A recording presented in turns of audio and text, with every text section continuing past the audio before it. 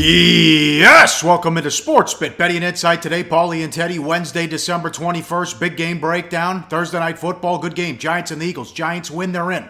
We'll also get to two more bowl games. Ohio and Troy in the Hawaii Bowl, which is a fascinating handicap. We'll get to that. Middle Tennessee State and Hawaii. Deep dive NBA power ratings. Yes, it's that time. A couple months into the season. We'll see what Teddy thinks on some of these teams. ATS and what he thinks of them power rated as well. And, of course, the play of the day. Where you been? Here comes the Moose. Moose alert. Horrible last night in the NBA. Let's start with the Rockets. Oh, this was brutal. They were 6 of 38 from 3.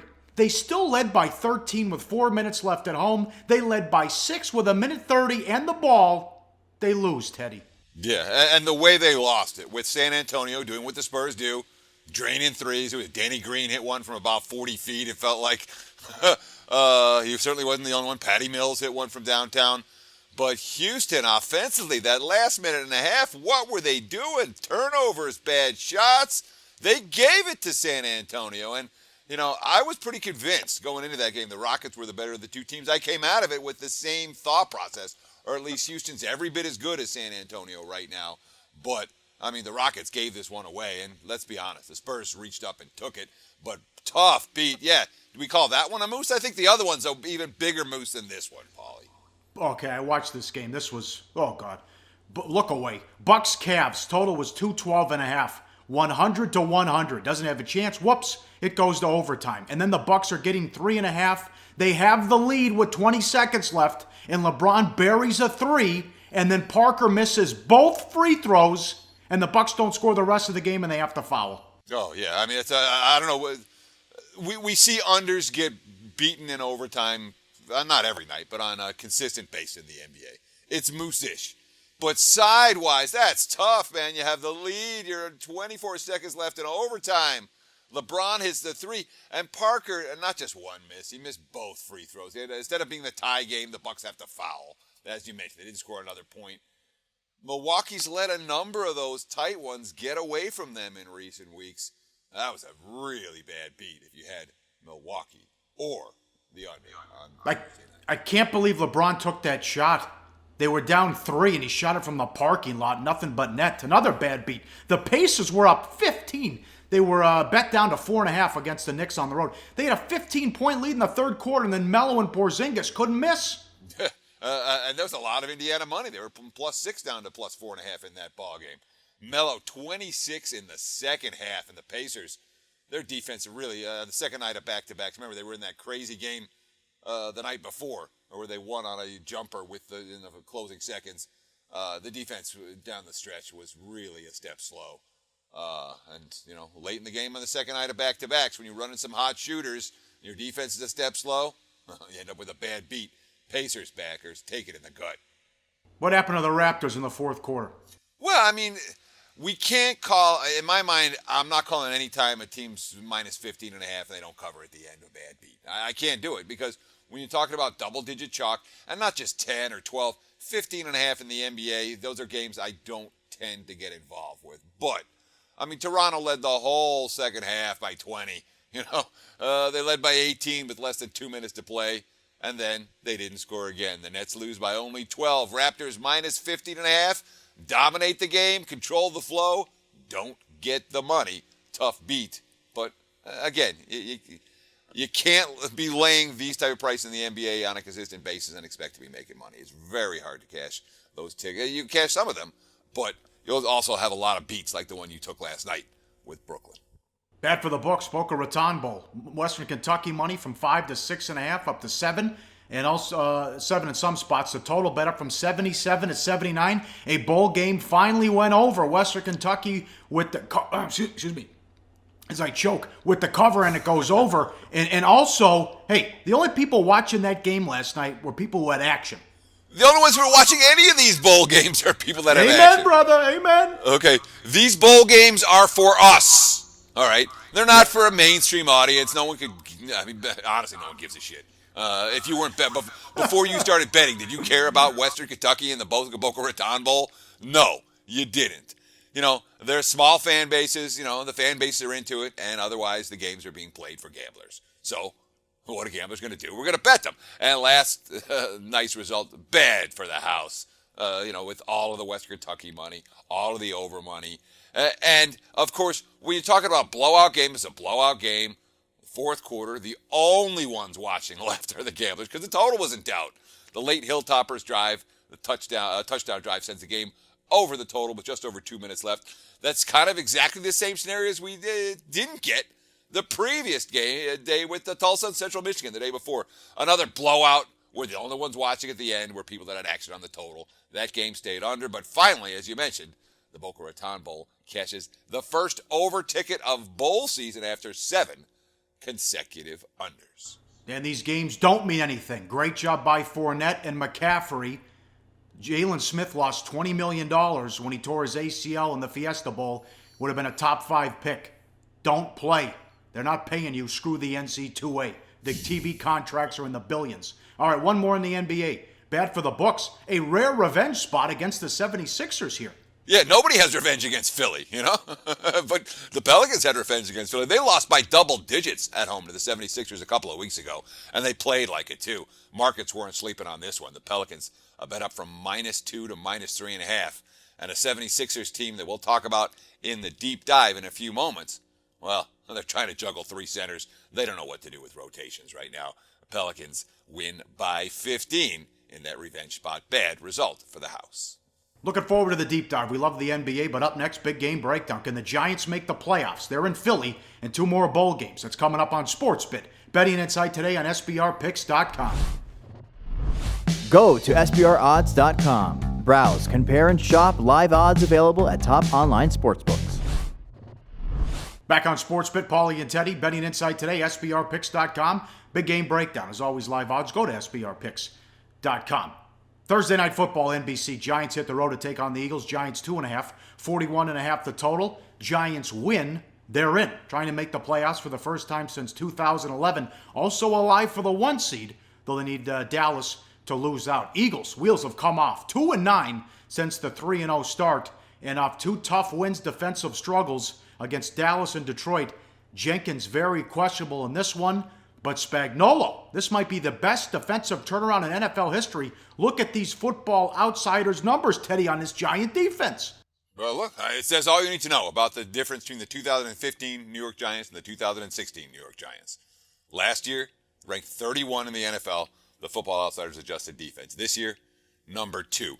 One of the biggest defensive turnarounds in NFL history. And I know that sometimes I'm hyperbolic, but this has been a remarkable turnaround. Here's what Damon Harrison said about Spagnuolo. Quote, "He's done a really good job." Gee, you think?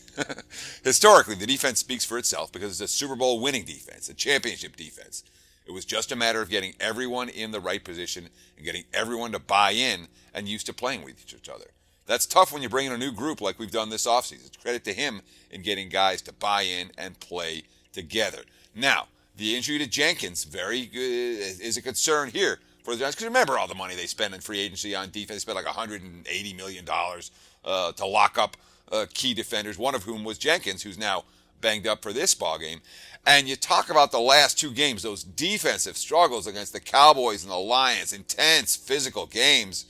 I worry about the Giants this week, and I worry about the defense's ability to play as well as they have after notching, the 2 biggest victories of the year. Well, then you got the Eagles, and boy, Wentz has struggled. Against the Ravens on Sunday, here's the tweet from Jeff Dooley, Pro Football Focus.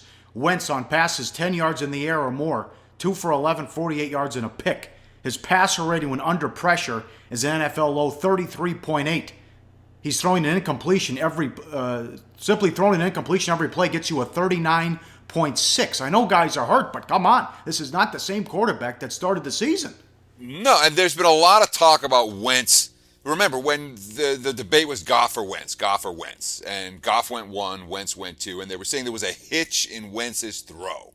That was what some of the scouting reports I was reading, that it's a guy who probably needs to rework his entire arm rotation. But what's happened is that with that hitch in his throw, the opposing teams know where he's going, they know what he's doing. He has declined, as rookies do. Rookies hit walls.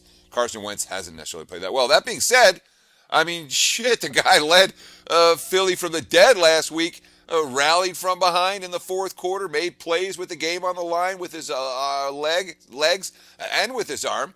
and brought the Eagles in for what could have been the game-winning touchdown. Had they rallied from double digits down against Baltimore in the fourth quarter. So, I give Philadelphia a ton of credit. I really do. This was not a particularly talented team. They have found ways to generate offense. They've scored on special teams. They've scored on defense. They've shown heart all year long. And they also get the road-grading left tackle Lane Johnson back from his 10-game suspension. When Johnson got suspended, the team was sitting at 3-1 and looking pretty good. They've gone south, as you mentioned, ever since that time. Teddy, I'm going under again. I mean, Eli Manning's not doing anything. He's had one good drive, two good drives the last couple of weeks. It's been a great defense. I can't see a lot of points being scored in this one. Giants under the Giants are the number one under team in the NFL this season. They're 11-3 to the under. They have cashed 6 consecutive under tickets, and I certainly wouldn't talk you out of an under game on Thursday night. Both teams a little bit banged up, and both teams obviously with very short weeks to prepare. Not to mention the last 2 weeks, 10-7 and 17-6. My fault earlier. Live odds, sportsbookreview.com. Game number 2. This is what the hell is this? The Dollar General Bowl, Mobile, Alabama. Ohio against Troy, Friday, 5 o'clock Pacific. Troy 4-49 the total. 6 bowls in 7 years for Ohio. Solich knows how to prep for these settings about as well as anyone. 13 seniors, 8 juniors, plenty of experience. Although, are we looking to fade the MAC after what's happened this year in the last few years? Well, I mean, let's talk about Ohio, okay? They get boring bids every bowl season. I wonder how much of a spark the fact that Ohio is going down to Mobile this year is going to bring to the kids. I mean, the big difference between this year's game and last year's game, well, this year you get to play in Mobile. Last year you played in Montgomery. Not necessarily, one of these situations where Ohio, they have the experience, they have the resume, but I don't know if they have the enthusiasm. That's a very different story for Troy, because this is the first bowl for Troy since 2009. Ironically, they beat Ohio U in the New Orleans Bowl that season. Neil Brown really turned this program around in his second season on the job. He's one of the youngest head coaches in the country, and he's a guy that has some exposure to bowl game prep. He was the Trojans offense coordinator when the team was in the New Orleans and GMAC Bowls back in 2008 and 2009, but he's never done it as a head coach. And I worry about the programs that haven't been to bowls, where none of the players on the team have been to a bowl. The coach hasn't coached a bowl before. There's a ton of logistics to deal with, travel arrangements, all kinds of non-football related issues that coaches and staff have to deal with, and players for that matter. And the ones with experience, there is an edge for the teams with experience in these type of scenarios. We got injuries here too? Well, I mean, Ohio's been a banged-up football team at the quarterback position all year. J.D. Sprague got hurt. Their top running back, A.J. Ouellette, got hurt. But we've seen the fifth-year senior, Greg Windham, the redshirt Frosch, Quinton Maxwell. They've shared quarterback duties since the injury to Sprague. They're not a team that you want to be playing from behind. If Ohio falls behind by a couple of scores, they're in trouble. And the same story with the running game. The running game was handled by committee after Ouellette went down. But they're a good defense. I mean, they held their opponents to 21 points per game away from home, just 3 yards a carry, 41 sacks on the season, a very strong pass rush. They led the MAC in scoring D. They ranked second in the MAC in total D. And remember the game against a undefeated and offensively explosive Western Michigan. They held the Broncos to their fewest yards and second fewest points of the season in that MAC title game. All right, one more. Live odds, sportsbookreview.com. Christmas Eve, Hawaii Bowl, Middle Tennessee State against Hawaii. No line. We'll explain why in a second. Nick Rolovich, an excellent job at Hawaii. They went 6-7 this year. Chow was a disaster as they finally got him out of there. So, well, here, they wanted the game even though they went 6-7. Were they better off calling it a season? No, I mean, look. Hawaii got a bowl bid at 6-7. They got the 13th game, and if they get 6 wins, they'll be playing in the Hawaii Bowl. This is a reward for these kids. They want to be playing in this game, and even though they traveled more than any other team in NCAA history this season, when you talk about the miles that they flew, and obviously the game to Cal and Tokyo certainly has something to do with that, or in Australia, I should say, certainly has something to do with that. But even with the fact that, yeah, they might have been a little bit gassed, the 15 extra practices for a coach trying to build a program, it's worth its weight in gold. No way Hawaii should have called it a season. They're excited about this opportunity against Middle Tennessee. Now, Middle Tennessee, while we don't have a line, Stockstill, the coach's son's the quarterback. They hope to have him back, but we don't know yet. The backup got hurt against Florida Atlantic, so they played without the two quarterbacks. This was incredible. One for the ages. 3 different players took snaps in the Wildcat formation. They had 77 points and 750 yards. Yeah, I mean, Florida Atlantic didn't know what was coming. Because obviously when you talk about, let me talk about Stockstill for a minute, because Stockstill, this guy's a really good QB, okay? And he's a lefty. He's tough to prepare for. He's a coach's son. He's smart.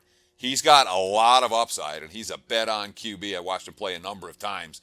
I've been impressed with his ability.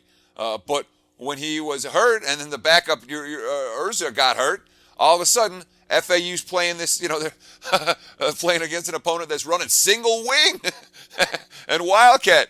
I mean, as you mentioned, 77 points, 757 yards. FAU had no idea what was coming. So now you say to yourself, so what does Hawaii prep for?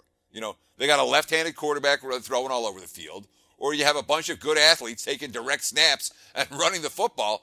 Not an easy game plan for Hawaii to design defensively. They don't know what's coming, and the books don't know what's coming. Obviously, we're this Wednesday morning recording. We still don't have a line for this game, and there's not going to be one until we know if Stockstill's going to go or not. You have a guess? Any idea? Yeah, I would anticipate we're going to see Middle Tennessee in the range of a TD chalk if Stockstill does play. That's a guesstimate. Okay. Should be a shootout, though. I think these teams can trade points in this one. Up next, the deep dive. NBA Power Ratings Movers. We'll get to that with Teddy, and the play of the day we look to stay hot on SportsBit. Betting Insight today on SBRPicks.com. Do your research before you bet. Check out our ratings guide to see which books have the best ratings and sign-up bonuses. Open up several accounts and shop for lines at SBRodds.com. Always be ahead of the game. Wrapping it up on SportsBit, Paulie and Teddy. At Paulie Howard on Twitter, at Teddy_covers. Play of the day coming up. Deep dive. NBA's power ratings, movers and shakers on the way up. All the way up. The Jazz, baby. Nice run here by Utah, Teddy. Yeah, and they've been doing all this without George Hill at the point. They're only going to get better with Hill on the floor. And the Jazz, ugly result in Golden State last night. That's a good thing in my mind. I don't mind them losing a high-profile game in blowout fashion. Defense isn't sexy, but it sure covers point spreads. And the Jazz, small market team, don't have superstars. This is the type of team that's likely to retain their value. They've been notching up in my power ratings basically from day one this year. And Utah, they're a top 8 team right now. Maybe even a little bit higher than that. All right, how about the Nuggets also on the way up? Yeah, Denver, going into last night, they were 4-1 straight up and against the spread their last 5. But again, I don't mind talking about teams off a bad showing. Those tend to be good bounce back. Denver's been pretty good at bouncing back. All 5 starters had at least 14 points and 4 assists in their win over Dallas last weekend. To me, that's a nice sign for a squad that had some chemistry issues early in the season.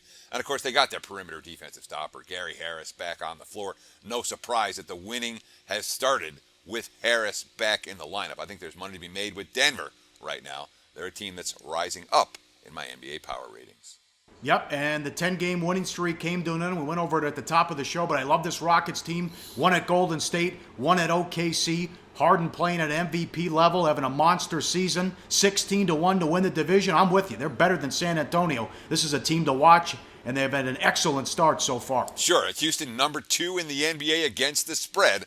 Only the Raptors have been better, and ironically, both of those teams suffering brutal beats last night, or tough beats last night, call it what you will. All right, on the way down, not good. The Pistons, they had the tough stretch where they were getting blown out and in a losing streak. They call a players-only meeting because they had offensive issues with Reggie Jackson coming back. Players-only meeting. They go out and get embarrassed against the Bulls. Van Gundy called it a disgrace, and Reggie Jackson pulling the Kobe where he didn't pass the ball for a half. Yeah, when a team has a players-only meeting, this isn't something called by the coaches.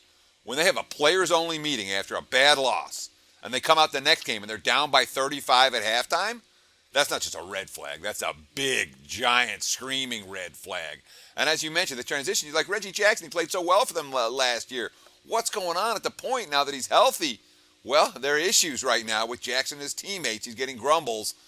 Too much scoring, not enough passing. They did have nice chemistry at the point with Ish Smith earlier in the season, but Van Gundy's got some issues on his hands right now. The Pistons, they're heading south in my numbers. And I think we could score against the Blazers. They can't guard anybody, and even Lillard torched his teammates twice after losses. It still hasn't helped. Yeah, I mean, they're dead last in the NBA right now in defensive efficiency, the Portland Trail Blazers are. And I keep reading quotes, C.J. McCollum, everything's fine, we'll be fine. Lillard trashing his teammates one game, telling everything's fine the next.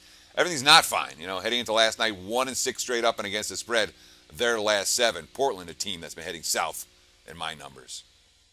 Or how about Philly and Sacramento? Well, I mean, Philly's problematic. They have to find playing time. And, of course, when you're talking about a team that's power rated at the bottom of the NBA, and you're saying, yeah, they're on the way down, I think there's something to be said for betting against the Sixers. They have to find playing time and develop chemistry for 3 very young, very talented centers. Okay?